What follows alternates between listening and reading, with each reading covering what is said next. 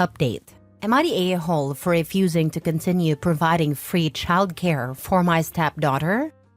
Original post. I did a work program with the local clerk of court's office when I was in high school. They hired me when I graduated, and I had my 30 service years before I turned 50. With 30 service years, you can get your full pension at any age. I worked until my first grandchild was born. Then I retired to be grandma daycare. I have 5 grandchildren, an 8-year-old male for my stepson, a 7-year-old male for my son, a 5-year-old female, and an 18-month-old male for my daughter. I babysat all of them with no issues or complaints. I still keep the 18-month-old Monday through Friday and the older ones during the summer and school holidays. My stepdaughter and her boyfriend have been non-stop dramas since before the baby was born. When she was 10 weeks pregnant, they presented a 3-page list of rules for when I was babysitting. They said if I didn't sign it, they wouldn't allow me to babysit. I said I understood their need to do what was best for their baby and assured them there would be no hurt feelings on my end if they made other childcare arrangements. Some of the rules were almost understandable, but most were downright ridiculous, and none of it was going to work for me. I don't remember them all, but some examples are: I can't take the baby anywhere without their permission. I can't watch more than one additional child while babysitting. I can't cook. I had to provide a full name, DOB, and address of any potential visitors ahead of time for their approval. They had to know anytime I had a guest over, who it was and how long they stayed. My 9-year-old cat would have to be kept out of rooms where the baby would be, even when the baby wasn't there. I couldn't get another pet without their agreement. When she was 7 months along, they came back with revised rules in an attempt to compromise. Again, I let them know their expectations were not going to fit with my life, and that they should find other childcare. 2 days after my stepdaughter went back to work, she called and asked if I could keep Cullen the next day. I agreed, but made it clear that I was going to provide safe, appropriate care according to my judgment, and I wouldn't tolerate complaints about violating the rules. My stepdaughter was okay during pickup and drop-off, but I felt like she was interrogating me every time she picked him up. It was tolerable, but her boyfriend was downright rude. By Sunday, I would dread the start of the week because of dealing with both of them, especially his behavior. At minimum, he would pick up Cullen, partially undress him, make at least one snide comment about my cat, or complain if I had any other grandchildren over, or if I had cooked. Then he'd say things like, "I guess we don't have any choice but to put up with this for now," or "I guess you're happy that you won." This went on for 4 months.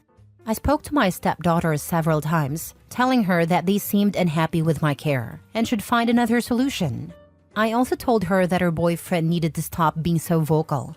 Things would improve for a day or two, but then he'd start again. It all came to a head as Thanksgiving approached. He was very vocal about not wanting me to keep all my grandchildren over the break. I made it clear that I would have all of them on certain days, and that they needed to make other arrangements if they had a problem. They didn't make other arrangements, and when he picked Cullen up on the first day, I had all the grandchildren, and he was very rude. Although nothing happened, everyone was happy, clean, and fed. He said to Cullen, "I'm sorry, we have no choice but to leave you in an unsafe situation to be neglected." I called my stepdaughter that night, relayed what was said, and told her she had 2 weeks to make other arrangements. I also told her she needed to drop off and pick up Cullen during that time. If her boyfriend came to drop him off, I would refuse to keep him, and if he came to pick him up, I wouldn't watch him again. Things improved with her doing drop-offs and pickups. At some point, she asked if I could keep Cullen until January because they had found someone, but he couldn't start until then. I agreed. On New Year's Day, several people sent me a screenshot of a post her boyfriend made on social media about how thankful he was that they were finally able to leave Cullen without worrying about his safety or neglect. He didn't outright name me, but anyone who knows us would know the post implied plenty. I was just happy it was over.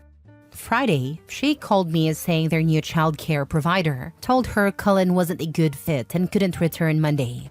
She asked if I would start keeping him again. I told her I was sorry for their situation but didn't feel comfortable watching him. My husband and stepson both think I should watch Cullen, under the agreement that Amanda drop him off and pick him up, as they believe her boyfriend is the real problem. My stepson also commented that I'd probably be more willing to let it go if it had been a conflict with my daughter's husband.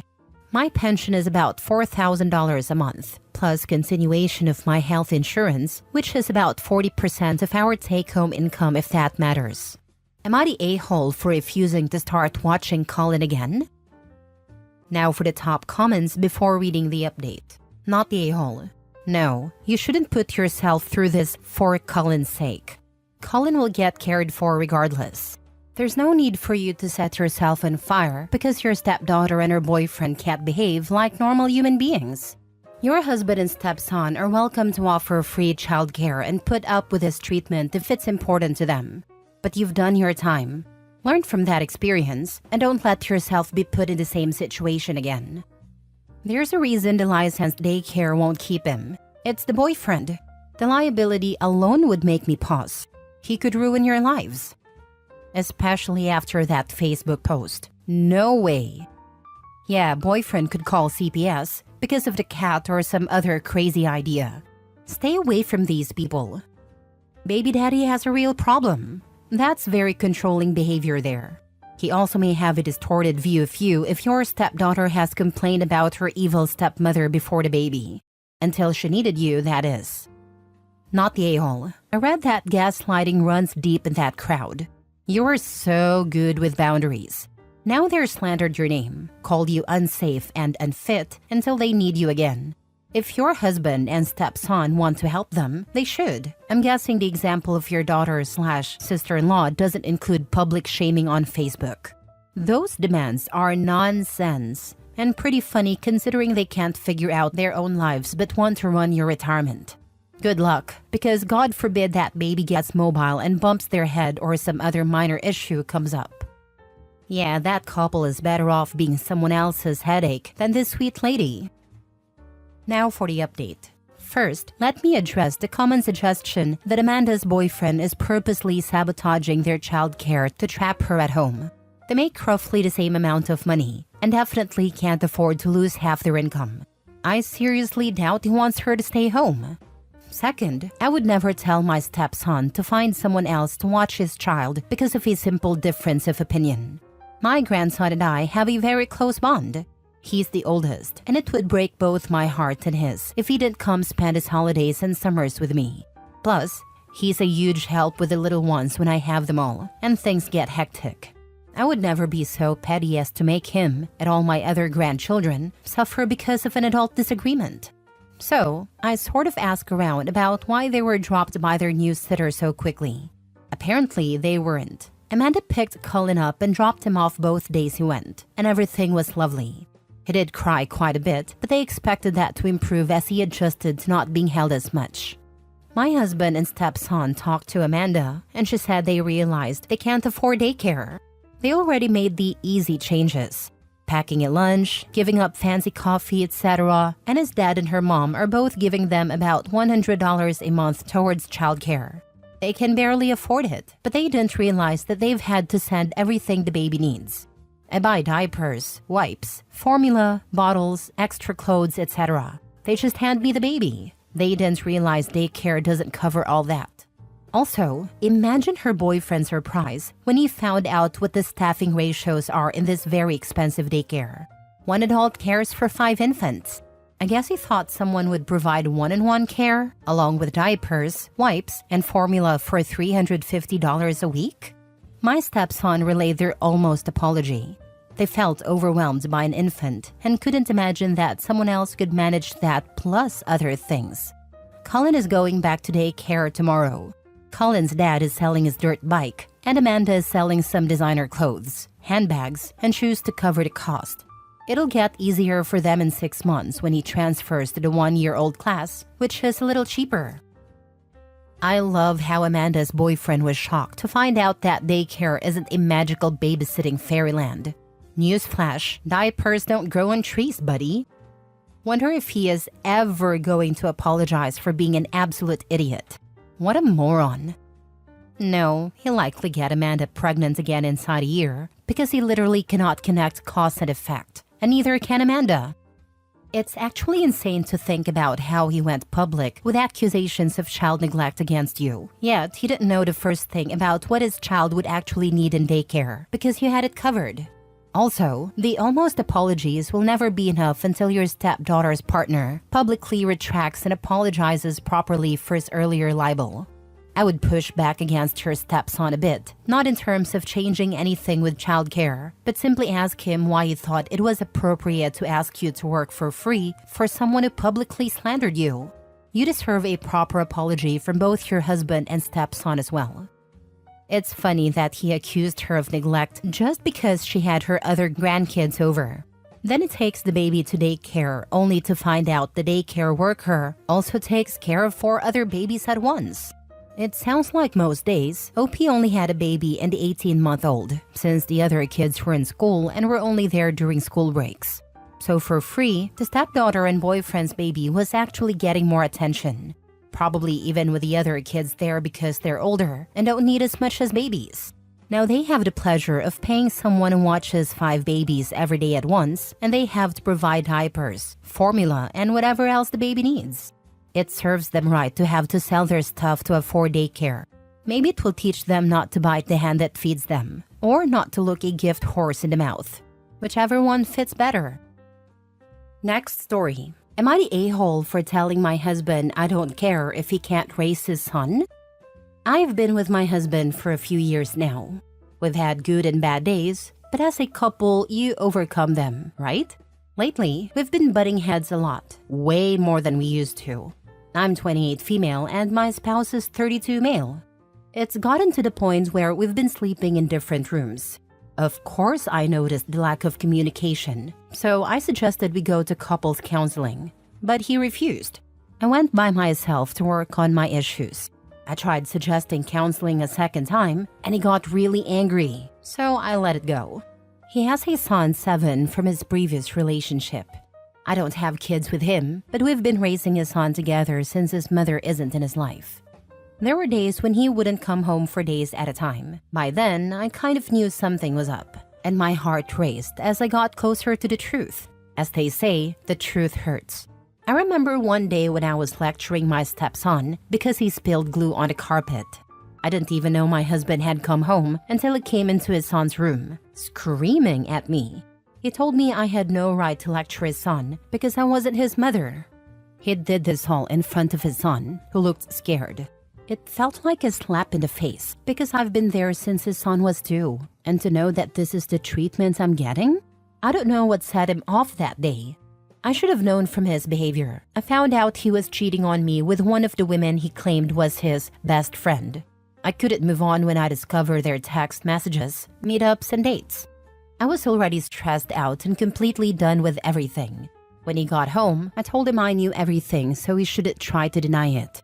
Still, he tried to come up with excuses. I just stood there and let him babble. He started crying, saying he couldn't raise his son without me. I told him I didn't care if he couldn't raise his son without me. I can't say he wasn't shocked.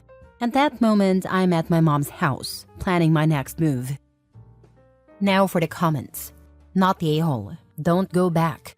He does not see you as a mother. He sees you as a babysitter for when he's out cheating. Your marriage is over. You're not the a-hole. His behavior is inexcusable. He's cheating, abusive, and disrespectful. His claim that he can't raise his son without you is manipulative. You are not a babysitter. You're his partner. Don't let him guilt you into staying. This relationship is toxic. Leaving is the best thing for you. Focus on your well-being. You deserve a partner who values and respects you. Don't go back. We do raise his son together since his mother isn't in his life. He told me I had no right to lecture him when I was not his mother. Sounds like cheater boy expected that by marrying you, he acquired an unpaid nanny, because he damn sure is not treating you like a wife. Let his current F-buddy be his new child care solution, and leave his mess behind you. Sad for the kid, but oh well, he said himself that you're not a kid's mother. See ya. Exactly this. It's heartbreaking for the kid, but you can't build a stable home with someone who treats you like a convenience. Hopefully, OP's next move gives her the peace she deserves. I'm so happy to hear you left. You've put yourself first here. Keep it up and stay away from that man permanently. Get a divorce and get free of him, not the a-hole. Last story. Am I the a-hole for telling my dad I'm not moving state with him and his family? My parents got divorced when I, 15 male, was 7, and my dad got married again 3 years ago. His wife has 2 little kids with her ex. He visits them twice a year, sometimes even less. At my dad's house, I've always had to take care of myself. And when his wife's kids came into the house, I was expected to babysit and make sure they were taken care of too. It's 3 hours, Monday to Friday, when I'm at my dad's. My mom hated it for me as much as I hated it, but it wasn't something my dad would ever stop, even when she talked to him about it. A judge didn't care when my mom told the courts about it because siblings babysitting isn't the worst thing ever. I don't think that's fair because they're not even my siblings, and they weren't my step-siblings when it first started. But I guess it doesn't matter. The kids got super attached to me. Dad argued with my mom a lot because she wouldn't make me go over to his house on her time to babysit for those 3 hours. He thought it was crappy of her to get in the way of my time with the kids, and he didn't care if I didn't want to. When my dad and his wife decided to move states, they wanted me to come. The judge said no because he'd be taking me away from my mom, and I've lived here my whole life. However, the judge said that if I wanted to go, it would be approved, and my mom couldn't stop it. But I don't want to go, and I've told him that repeatedly. He told me I should think more about it and said I'm part of a bigger family and that he'd miss me. And his stepkids would miss me too. Even when he was saying that, it was so obvious he'd also miss the babysitting I do for them. He told me to think about the long term and the good things the move would make possible. For example, they're moving close to a really good school, which my dad tried to use as a reason to get my mom to agree to make me go. But my mom doesn't want to only see me every few months. Now my dad's throwing a fit because I've said I won't move and they're leaving in a couple of weeks. I'm still not going. Am I the a-hole? Not the a-hole. Free babysitting is done, Dad. Have fun actually paying someone to take care of the kids. Yep, I'm so happy it's done in 2 weeks. Exactly, the free ride is over. Let's see how fast he realizes just how much he's been leaning on you to keep things running smoothly. It's not your job to step up where Dad refuses to take responsibility. Maybe paying for actual childcare will give him a reality check. Don't go anywhere. Stop babysitting, oh my God. I don't get to stop it. My dad made it one of my chores. But once he moves, I won't have to anymore. Actually, tell the judge you aren't being paid to babysit. Bet that puts a stop to it. According to federal guidelines, you aren't allowed to work for free. Babysitting is a job, not a chore. Tell your mom if you aren't being paid, you don't want to babysit. The judge knew, but didn't see a problem because Dad treated it like a chore I had to do, and the judge said that's normal.